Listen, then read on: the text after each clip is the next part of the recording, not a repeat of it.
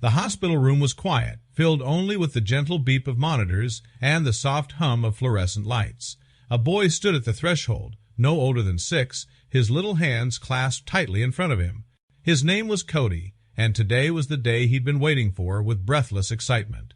His baby sister had just been born. He had imagined this moment for weeks, how he'd walk into the room, smile proudly, and maybe even hold her if the nurses allowed. But what happened next wasn't at all what he had pictured, because when Cody stepped closer to the crib, his expression didn't light up with joy. Instead, his brows furrowed. Something was off. It was tiny, almost invisible to the adults in the room.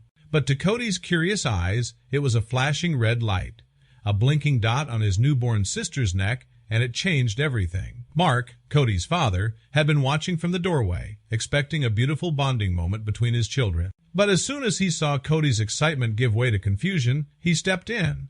Cody had pulled back the hospital blanket gently, revealing a strange device under his sister's collar.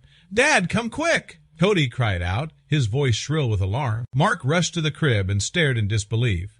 There, clipped beneath the tiny layer of fabric around the baby's neck, was a flashing red light, a miniature device no bigger than a coin. He picked it up carefully, holding it between his fingers.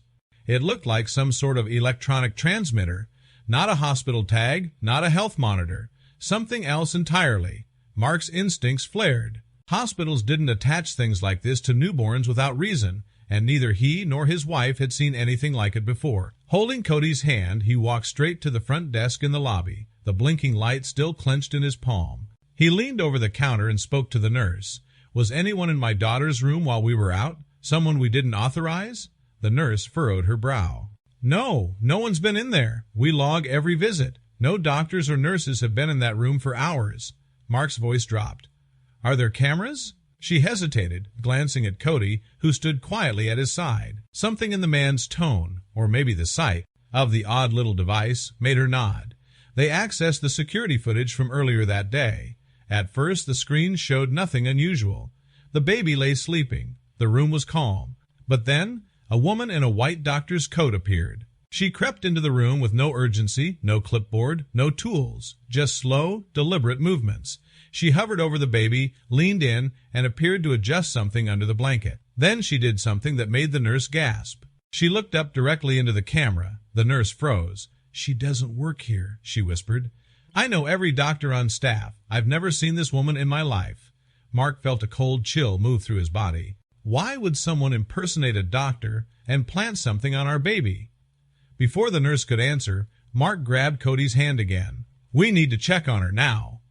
They rushed through the hallways, hearts pounding. Panic bloomed in Mark's chest. But when they burst into his wife's recovery room, he found his daughter safe and warm, nestled against his sleeping wife's chest. Mark breathed out, but the relief didn't last long, because when he told his wife what had just happened, the color drained from her face. "What are you waiting for?" she snapped. "Find that woman before she disappears." And then, just as if fate had been listening, Cody cried out again. "There, in that room," he pointed across the hallway to the window of another nursery. Inside, the same woman, unmistakably, the one from the footage, stood among several other newborns. Mark didn't hesitate to. "Cody, stay here," he ordered as he sprinted toward the door. "Hey, you, stop right there." The woman turned, her eyes meeting his with a cold intensity. Then she bolted. She raced down the corridor with Mark in pursuit.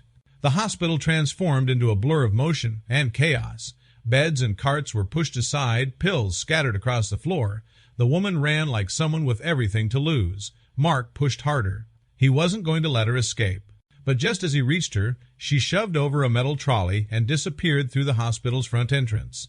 Outside, in the parking lot, Mark caught sight of her fumbling with keys beside a dark sedan. She was panicked now, her fingers trembling as she tried to start the engine. But Mark was already there. He flung the car door open and grabbed her by the collar, pulling her out with strength he didn't know he had. "Who are you? What have you done to my daughter?" She didn't speak.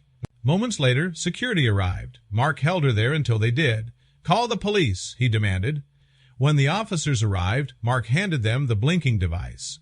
One of the officers examined it closely and said something that made the hair on Mark's neck stand up.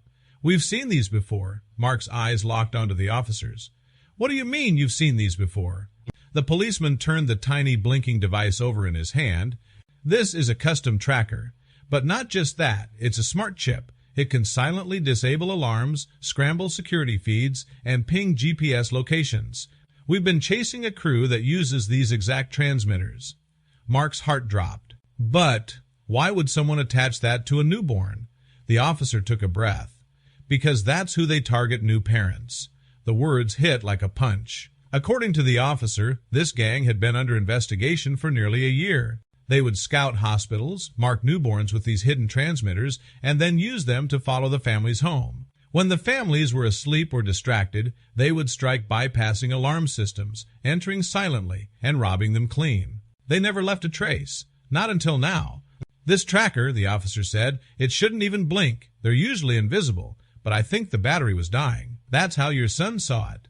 Mark looked down at Cody, who was sitting quietly with his mother and baby sister. The boy held his chin in his hands, still processing everything. Mark knelt beside him and gave him a tight hug. "You just saved your sister's life," he whispered. The officer continued, "Until now, every victim found the tracker too late after their home had been emptied. You may have just helped us finally catch them." Mark stood up, his mind already racing. "Then we need to use it. They don't know they've been caught yet, right?" The officer narrowed his eyes. "What are you thinking? What if we let them think the plan worked? Take the tracker home. Let them follow it. We'll be waiting." It was risky, but it might just work. The B-Day. Officer looked at Mark for a long moment, then nodded. "We'll need to keep you and your family safe, but yes, it could lure them in." Mark agreed immediately. "I want to be there when it happens." Hours later, under the cover of night, Mark's house was dark, except for the small red blink of the transmitter sitting innocently on a side table near the front window. Two unmarked vans sat across the street, engines off, waiting. Inside one van, Mark sat beside the two officers. His hands were sweating. His heart thudded with each passing second. Then headlights appeared in the distance. A dark car rolled down the block and stopped near Mark's driveway. Two men in hooded sweatshirts stepped out and approached the house like they'd done it 100 times before. Quiet, quick, confident. "They're in," the officer whispered. Mark watched from the monitor as the intruders moved from room to room, checking doors and drawers with clinical precision. When one of them paused at the baby's nursery, Mark's breath caught. That was the signal. "Go!" the officer barked into his radio. The two undercover agents exited the van, weapons drawn but quiet as shadows. They slipped through the back entrance Mark had left unlocked for them. Moments later, one of the men inside was tackled to the floor. The other panicked and bolted through the front door, right toward Mark. Mark didn't think he just moved. As the burglars sprinted past the van, Mark threw the door open and launched himself onto the man's back. They hit the ground hard. The thief struggled, tried to roll out from under him, but Mark held on with everything he had. "Not this time," Mark growled. Seconds later, the officers arrived, pulled the man to his feet, and slapped on the cuffs. "That's the last of them," one said with a smirk. Back at the station, the three criminals, the two burglars, and the fake nurse were questioned. Their operation had lasted almost 18 months and spanned multiple cities. But, thanks to Cody's sharp eyes and Mark's courage, the ring was finally dismantled. Mark thought that would be the end of it. But a week later, an envelope arrived in their mailbox, no return address, but with the hospital's insignia embossed in the corner. Inside was a formal letter inviting the entire family to a small event at the precinct. Curious, Mark, his wife, Cody, and their baby daughter went. What awaited them was far more emotional than they could have imagined. Inside the room were not only police officers, but several families who had also been victims of the burglaries. They stood in rows, holding photos of their recovered belongings, smiling through tears. One by one, they approached Mark and Cody, thanking them. A father clasped Mark's hand and wouldn't let go. A mother knelt before Cody and whispered, "You're a little superhero." The chief of police stepped forward and held up the tiny blinking tracker. Sometimes justice begins with something small. This time, it began with a boy who noticed something no one else did.